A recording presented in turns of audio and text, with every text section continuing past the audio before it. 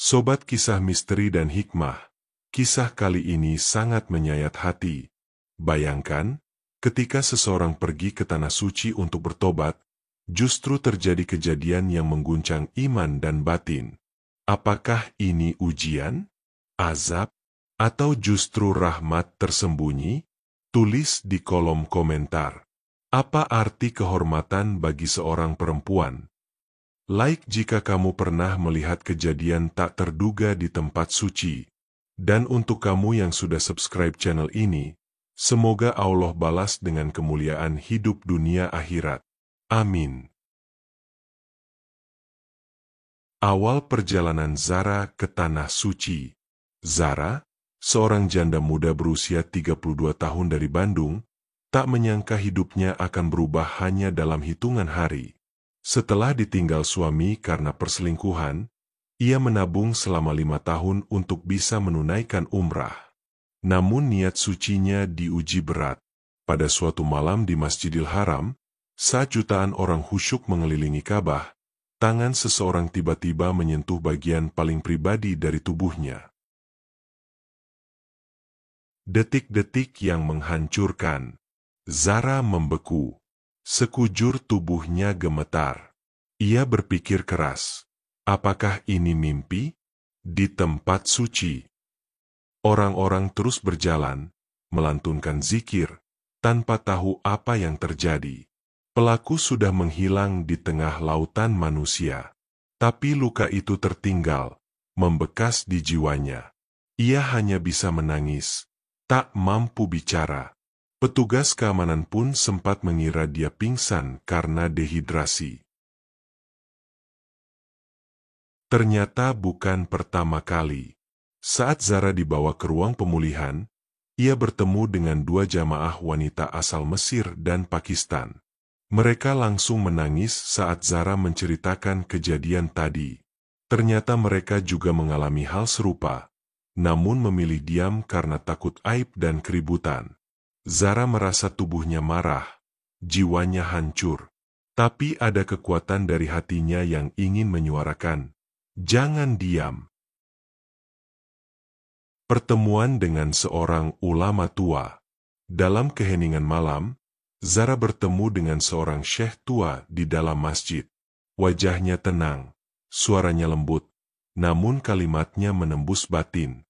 Ketika tubuhmu disentuh tanpa ridha, itu bukan aibmu, itu kejahatan orang lain. Tapi jika engkau diam, kejahatan itu akan menjadi warisan setan di tempat paling suci. Ucapan itu menjadi cahaya dalam gelap. Zara memutuskan bicara. Zara lalu mendatangi pengurus jamaahnya dan mengajukan laporan resmi. Meski awalnya diremehkan, keberaniannya memicu gelombang pengakuan dari wanita-wanita lain yang selama ini memilih bungkam. Dalam waktu 2 hari, 10 kasus serupa muncul dari berbagai negara. Dan semuanya terjadi di sekitar tempat paling mulia, depan Ka'bah. Heboh internasional. Media sosial mendadak ramai. Tagar Protect Pilgrims menjadi trending di seluruh Timur Tengah. Video testimoni Zara, yang dibagikan oleh aktivis hak perempuan Muslim, ditonton jutaan kali. Tapi bersamaan dengan itu, ancaman juga datang. Fitnah, ejekan, hingga tuduhan rekayasa. Zara kembali diuji. Apakah ia akan bertahan, atau kembali diam seperti yang lain? Pembalasan Allah itu nyata. Seminggu setelah pengakuan Zara, pelaku pelecehan berhasil ditangkap. CCTV Masjidil Haram berhasil mengidentifikasi pria tersebut. Seorang petugas hotel yang menyusup berpura-pura jadi jamaah. Ia langsung dipenjara dan dideportasi.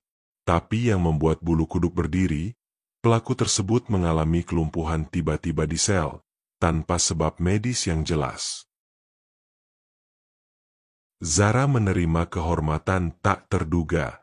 Sebagai bentuk apresiasi, pemerintah Saudi secara pribadi mengundang Zara untuk kembali umrah, kali ini dengan pengamanan penuh dan pelayanan khusus. Ia bahkan diberi kehormatan untuk masuk ke dalam Ka'bah, sesuatu yang sangat langka dan mulia.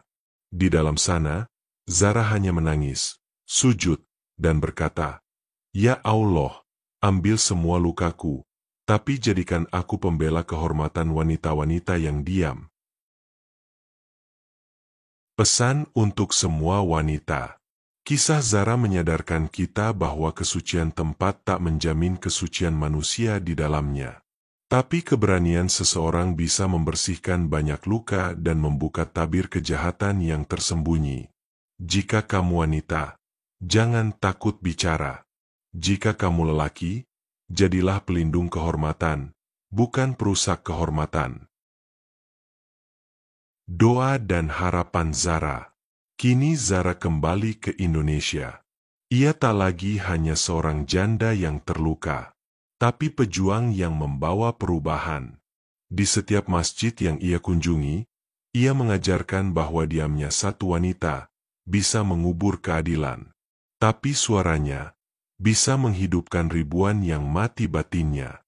Ia berharap kisahnya menjadi pengingat bahwa kejujuran dan keberanian adalah pakaian terbaik dalam beribadah. Sahabat kisah, jangan pernah sepelekan suara dari hati yang terluka. Kadang dari luka itulah Allah menurunkan cahaya perubahan. Jika kamu tergerak dengan kisah ini, bantu share agar semakin banyak yang sadar. Like jika kamu ingin wanita-wanita Indonesia tetap terhormat. Tulis komentar, "Aku bersuara." Subscribe channel ini agar kamu tidak ketinggalan kisah nyata yang menyentuh hati dan penuh hikmah.